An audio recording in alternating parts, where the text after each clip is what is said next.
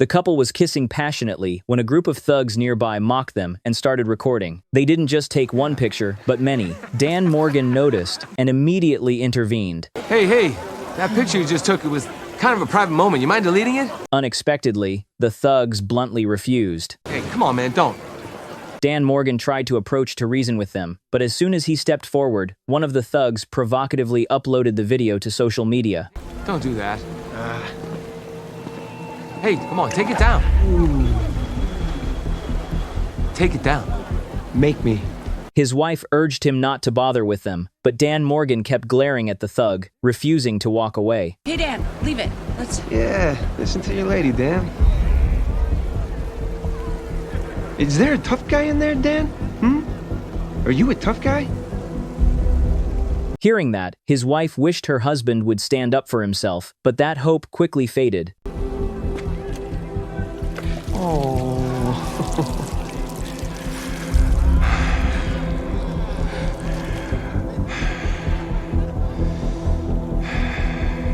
Hey, tell me, how'd a loser like him get a girl as fine as you probably were?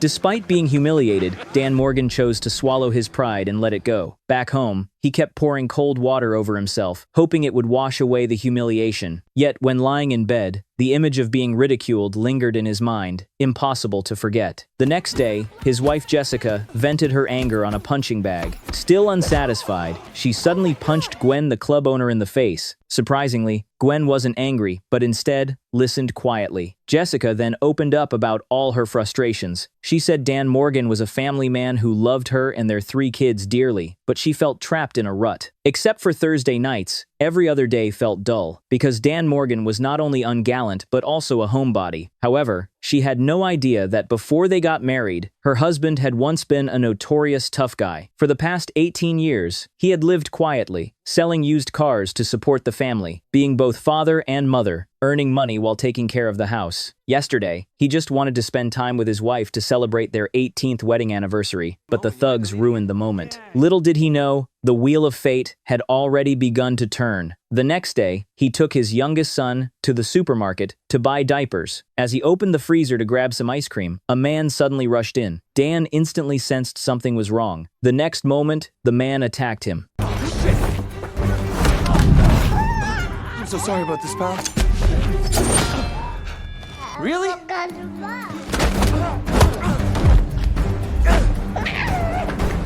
Hey, asshole, at least let me put my kid down. He tried to negotiate with the man, asking him to put the baby down first, but the attacker didn't care about reason and immediately struck. Yet even so, Dan Morgan didn't flinch. The scene left the neighbor completely frozen. At that moment, the assassin charged and sent him flying. Dan got up, furious, and hurled several canned goods in succession. Seeing the distance was right, he launched a powerful kick, followed by a spinning kick. The neighbor who witnessed the scene was utterly stunned, but that wasn't the end. I told you, let me put my kid down!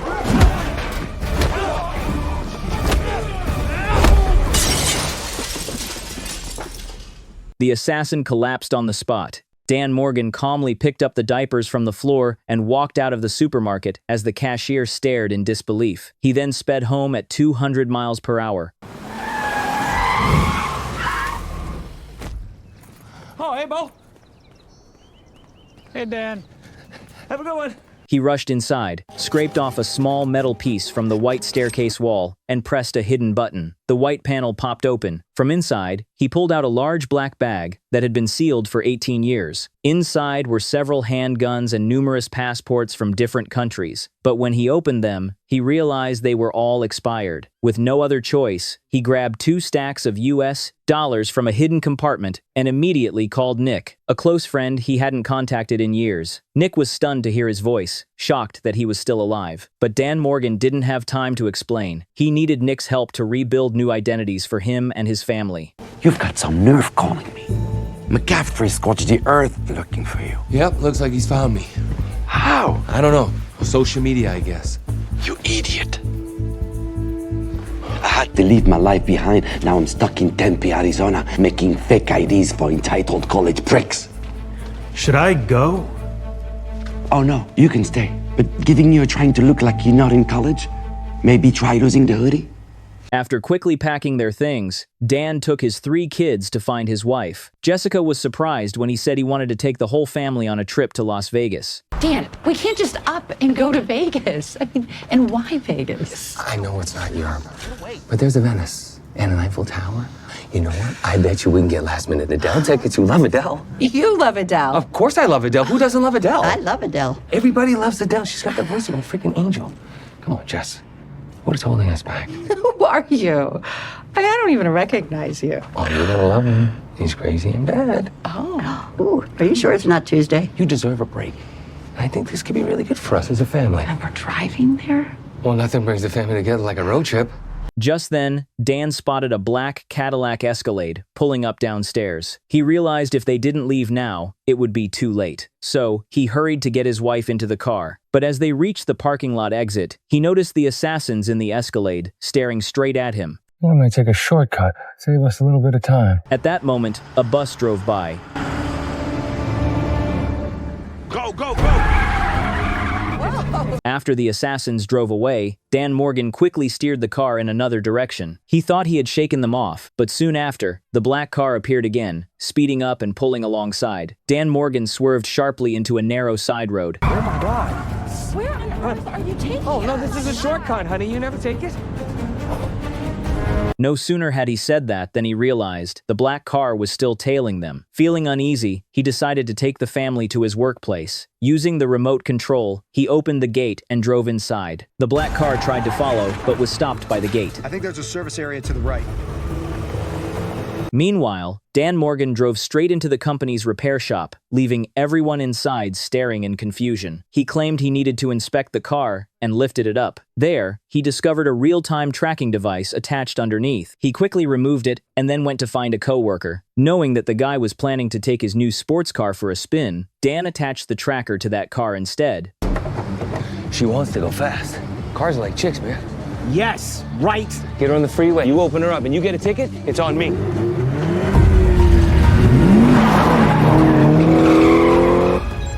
Oh, I got him. He's on the move. He's heading west. At last, Dan Morgan managed to shake off their pursuit. The whole family drove straight toward Las Vegas, or rather, San Antonio. But after a short while, Dan noticed something. What are you doing? I'm posting about our trip. Look, do we really need to be posting and tweeting and TikTok? In my day, road trips are all about interaction. Please, I can't do the dad lecture right now. You literally don't even know how to text. You know what? Your I'm serious. opinion This should be a doesn't count. device-free vacation. Okay? Give him up now. What? Seriously? What? Give it up now. Jess, a little help? Okay. Let's But go. Mom, Hand him over. Yours too. Then, without hesitation, Dan Morgan threw all 4 phones into the river. The rest of the family was left completely stunned by his baffling action. But Dan Morgan explained that doing so would help them grow closer as a family. Although they weren't satisfied with that explanation, they cheerfully began singing together, surprisingly, in perfect harmony and rhythm. Meanwhile, McCaffrey, the man Nick had mentioned, arrived at Dan Morgan's house. Seeing the family photo of the 5 of them, McCaffrey grew furious and immediately ordered his hacker to locate their whereabouts at any cost. I've been tracking their socials, but nothing so far. Must have turned their phones off. Hey, this kid's a gamer called Killboy.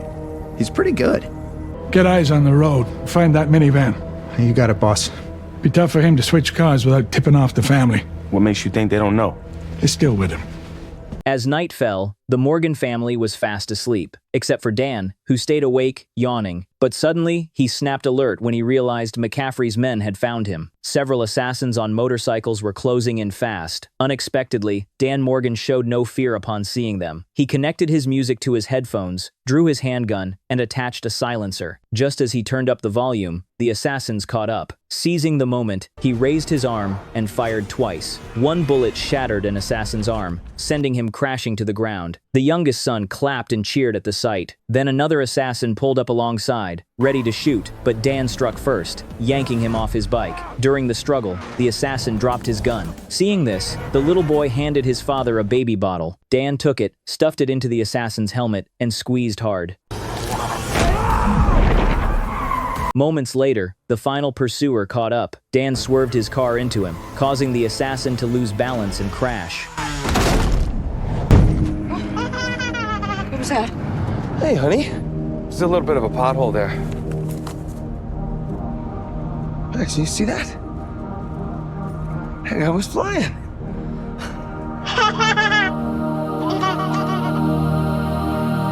The next day, they continued their journey. The rest of the trip went smoothly. No troubles, no obstacles, no assassins in sight. By now, they were very close to Las Vegas. It was late afternoon, and since it was Thursday, the family of 5 checked into another motel for the night. Even though they were almost in Las Vegas, they couldn't skip the routine they had followed for 18 years. The next scene was rather intense, so I'll spare you the details. Loved and cherished, Jessica smiled blissfully, though who knows if she would still smile once she learned the truth about her husband's past. After a long day of traveling, the family of 5 finally arrived in Las Vegas. Jessica was overjoyed. For the past 3 years, she had dreamed of visiting Las Vegas with her husband, and now that dream had come true. To make her even happier, Dan Morgan had booked an ultra-luxurious presidential suite at the Aria Resort and Casino. Jessica was ecstatic, almost going crazy with excitement, as it was by far the most extravagant hotel room she had ever seen in her life. Nothing else could compare. However, just when she thought they could relax and enjoy themselves for a while, her husband went downstairs to meet his old friend Nick. After a brief greeting, Nick handed him an envelope. Inside were not only passports for all 5 family members, but also plane tickets to Vancouver for the next day, purchased under their new identities. Dan Morgan didn't let Nick work for free. He handed him a black bag containing $500,000 US.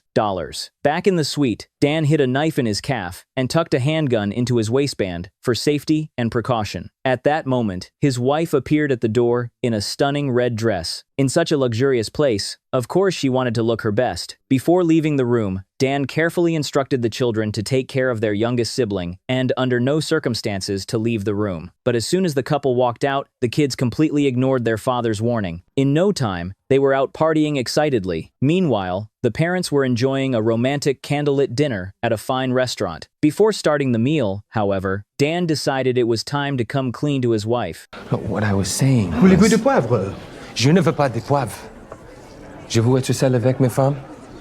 Oh, I don't actually speak French. They just teach us enough to sound fancy. Putain. I'll give you a minute. You speak French too? I took some French back in the day. It's literally kind of weird that you have never mentioned to me that you speak 2 foreign languages. How good are you? Je parle silent. Je fais le tour du monde. Malgré ça, je n'arrive pas à te dire la vérité. Je peux te débriser le cœur. Je ne sais pas si tu m'aimeras encore. Quand tu sauras qui je suis réellement. Je suis désolé de te voir mêlé à tout cela. Je jure sur ma vie que je ne laisse les personnes faire du mal.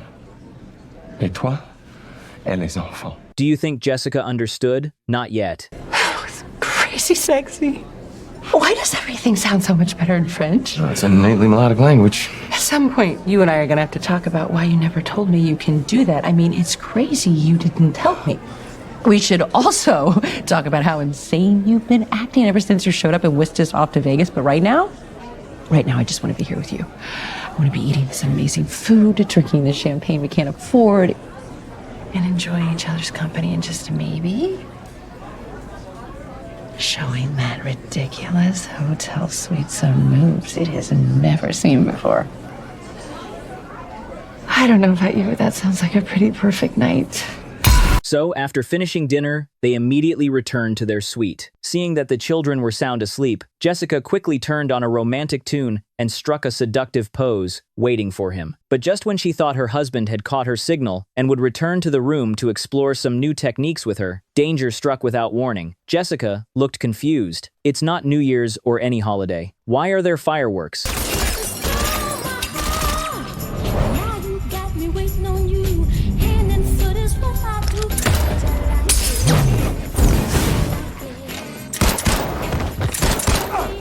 Moments later, after swiftly taking down 2 assassins, Dan Morgan crouched low, scanning for more enemies. Suddenly, another assassin appeared, holding his wife hostage. There he is. Ciarán? I've been looking for you. Easy, Coogan. You got me. You win. To Jessica's shock, Dan placed his gun on the floor. Taking advantage of the assassin's distraction, he quietly drew a knife. Just let her go. She doesn't know anything. Well, I say she does now, Sean. First, I'm gonna kill you. Then I'm gonna kill her. And then I'm gonna have my associate, a Hyper X, kill your kids. How's that sound?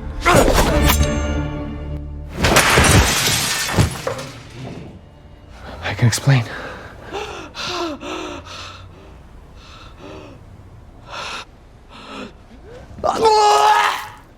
Oh, that's normal, honey. Everybody barfs the first time. He then rushed to the fallen assassin, grabbed his gun and phone. Meanwhile, Jessica went to the kids' room, only to find it empty. They had only pretended to be asleep. Remembering the assassin's words, the couple hurried toward the Hacker Y-Win game arena. On the way, Dan tried to explain everything to his wife, but she refused to listen. Shut up! I don't want to hear it. I don't even want to look at you. I just want to find my kids. They don't have their goddamn phones because you threw them away! Soon, they arrived at the gaming arena, where the crowd was chanting Kyle's name. It turned out their son was a die-hard gamer who had just single-handedly defeated a top-ranked team, earning a thunderous celebration. But when the kids tried to brag to their father, he wasn't even paying attention. Seeing them all safe, Dan Morgan quickly gathered them and told the family they had to leave immediately because he knew his former colleagues were coming to kill them. We have to leave because my former coworkers are trying to kill us. Not from Planet Car Deals. I'm not kidding around. Ask Max. Before I met your mom, I was a covert assassin. I escaped that life, and now they found us. Dad, you are like the biggest wimp on the planet. But just as he finished speaking, an assassin appeared in pursuit. Dan Morgan quickly ushered the kids into the casino lobby, drew his gun, cocked it. I'm gonna draw her fire, okay? When I do, take the kids that way. I'll be right behind you, okay? He quickly opened the Cadillac's door, shifted it into M, and floored the pedal. The car shot forward at full speed. The female assassin, foolishly firing at the windshield, didn't realize her mistake until Dan took the shot. 2 bullets rang out, and she collapsed. Dan approached, retrieved her gun, and turned to run back toward his family. But the female assassin, wearing a bulletproof vest, wasn't dead yet. She didn't understand that Dan had spared her life, but since she refused to live, he had no choice but to end it. Kyle, witnessing the scene, immediately threw up. It's okay, honey. Everyone barfs the first time. Later, the family found a small motel to rest for the night. There, Dan told them about his past. His real name was Sean. His mother had died when he was 4, and his father was violent. At 18, he enlisted in the army. Thanks to a genetic mutation, he performed exceptionally well, and eventually joined both the Green Berets and Delta Force. Later, an old man named McCaffrey approached him and recruited him into a special project. What kind of special program? We took out the worst of the worst. Terrorists, warlords, kidnappers, all over the world. Ones the government couldn't legally touch. Took out, as in... Well, how many? 26. You killed 26 people? No. I went on 26 operations. Oh, God. 39 people. That's more! Are we including this trip? Total dead people, Dan. 43.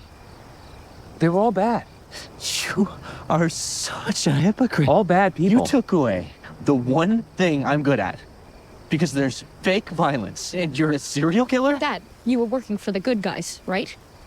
McCaffrey was a father figure. I trusted him, but I was naive. I mean, it started out legit. But he got greedy, began farming us out as mercenaries to the highest bidder. And as soon as I found out, I left. I fought my way out, but that meant turning against my friends, my mentor, against the only real family that I'd ever known. So they've been hunting you ever since? Yeah. Only now did Jessica finally understand why, for the past 18 years, Dan Morgan had hated taking pictures, avoided going out, and seemed so timid. Today, she finally knew the reason why. Dan Morgan took out 5 passports and said he had arranged everything. The next day, they would assume new identities, fly to Vancouver, and start a new life. But to his surprise, his children were furious. That wasn't the life they wanted. They threw the passports back at him and stormed off. Jessica also argued fiercely with her husband before angrily leaving. To protect his family, Dan Morgan sat outside all night, keeping watch. Just as he was about to apologize, Jessica came out carrying their youngest child. Where are you going? Far from here, far from you. Where? It's none of your business. But like hell it isn't. Hey, you cannot go to the airport, you know, they're gonna be waiting there. Well, we're not. We've made other arrangements. What other arrangements? Sorry, Dan, can't say. It's to protect you. Jess, oh really? Come on. Don't... No matter how hard Dan tried to stop her, Jessica was determined to take the kids and leave. Soon, they arrived at a small airport. The person waiting for them was none other than Gwen, the boxing club owner. Jessica was surprised that Gwen had personally come in a private jet to pick them up. Although they were close, this was far beyond what she expected. They quickly boarded the plane. At that moment, Gwen began telling Jessica a story. She said she had once been with a man for many years, and their relationship had always been good. But one day, he suddenly vanished without a trace. 2 years ago, she accidentally met him again, only to find out that he was married to a woman completely different from her. Even worse, that woman was insufferable. You met her? I had to. He created this whole life with this woman. I needed to see what she had that I didn't. What did you do? I did what I do best. I got in close. I won her trust, and then I just waited patiently for her to walk into my trap. Hearing this, Jessica froze, because she realized the woman Gwen was talking about was herself. She tried to find an excuse to take her children and leave, but it was already too late. I told you to stay off this up. And yet, who brought them to you in a big fat bow? You needed me. I know Sean better than you ever will. Do whatever you want with the family. I don't care. I just want Sean. He's my payment for delivery. Right then, the phone Dan Morgan had taken from the assassin the day before started ringing. McCaffrey's cold voice came through. Go after. You're a little behind, buddy boy. I swear to God, if you hurt them... Come and get him. Somewhere public. I think you're mistaken who holds the cards here. Be at the old Poseidon Casino north of the city in 30 minutes. Alone. Dan Morgan immediately drove to an abandoned casino, where he was greeted by the familiar gold chain. Before long, the man led him upstairs to a room on the top floor. Are you okay? No hug for your old man. Why start now, Dad? I'm sorry, what? I'm your grandfather, Kyle. Oh my God, we're British. He didn't tell you? No, he left that part out of his no more lies speech. Well, I said he was a father figure. Not quite the same, Dan. This is good, right? He's not gonna kill his own grandkids. Do whatever you want with me. Let them go. What is it you think I want, Sean? Kill me. In that spider's nest of heart, you actually think that I wronged you. You were my son, my legacy. I poured everything I am into you. You threw it all away. You abandoned me. You broke my heart. So yeah, I wanted you dead. Even though McCaffrey had wanted to kill Dan Morgan countless times, after learning that Dan had taken down every assassin he sent, his feelings changed. He felt something he hadn't in years, pride in his son, so he told Dan to come back, to work for him again, to restore their former glory together. If Dan refused, McCaffrey would kill his wife and children. With no other choice, Dan Morgan reluctantly agreed. Okay. Spiros, see the family to the airport with our blessing. But did you really think they'd just leave? No way. Before stepping into the elevator, the daughter managed to persuade her mother with both logic and emotion. She wanted her to take down Gold Chain and go back to save their father. It's Dad that we're talking about. The guy that took me to junior prom when Trevor didn't show up. The guy that wakes us up for school with shitty raps about Wednesdays. That's beautiful. My father never did that. Sorry, can you shut up, Spiros? By now, the elevator had reached the top floor. As soon as they stepped in, Kyle started frantically pressing every button. This is going to be fun. The elevator stopped on every floor, and Kyle kept urging his mom to take Gold Chain down so they could go back and rescue their father. I mean, he thinks that we don't love him anymore, Mom. You can't just let things end like that. As soon as Kyle finished speaking, Jessica caught a foul smell. When she had forgotten to change her youngest son's diaper, without hesitation, she casually changed it right there in front of Gold Chain. The moment the elevator doors opened, Jessica made her move. Oh, crap. Maybe he'll be all right. Or not. They quickly headed back, but as soon as they reached the door, they stumbled upon a shocking sight. Though not what it seemed, because Dan Morgan wasn't rekindling an old flame. It was merely a distraction tactic. You could never resist me.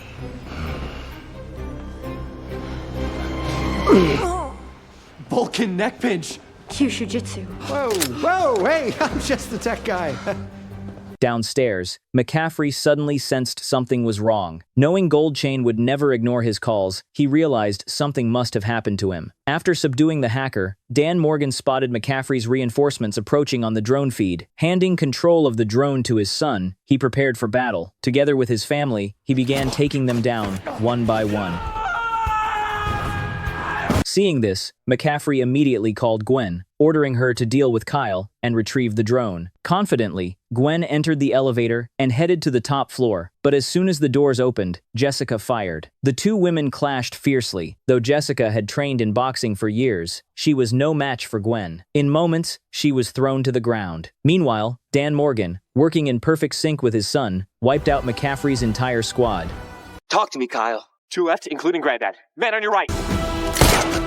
The hand-to-hand duel between father and son wasn't particularly thrilling, so let's cut back to Jessica. She was thrown down hard, but despite struggling, she wasn't badly hurt. She spotted a long bamboo stick on the floor. She suddenly got an idea. She needed to deal with the woman who had been sleeping with her husband for years. You've got to be kidding me. But life isn't a dream. You're not a decathlete anymore.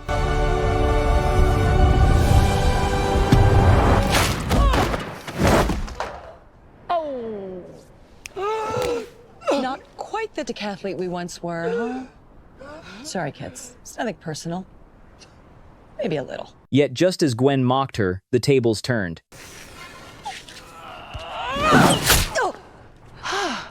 There's 9 other events, bitch! Oh my God, Mom!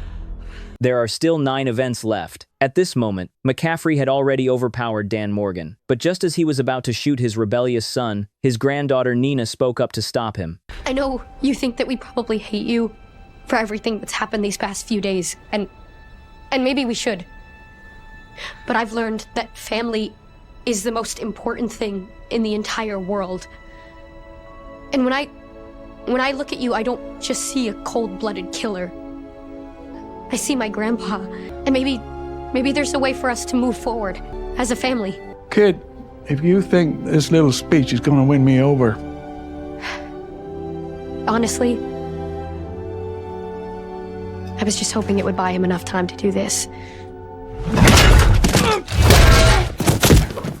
After defeating the old man, he decided to turn him over to the police. Dan accepted his past, even if it meant facing prison. However, Jessica and the children testified on his behalf, declaring that he acted only in self-defense to protect his family. In the end, Dan Morgan returned to a normal life, cherishing every moment with his wife and kids. He learned to live truthfully, no longer hiding who he was. And that brings today's story to an end. Thank you for watching. What did you think of this movie? Let me know in the comments below.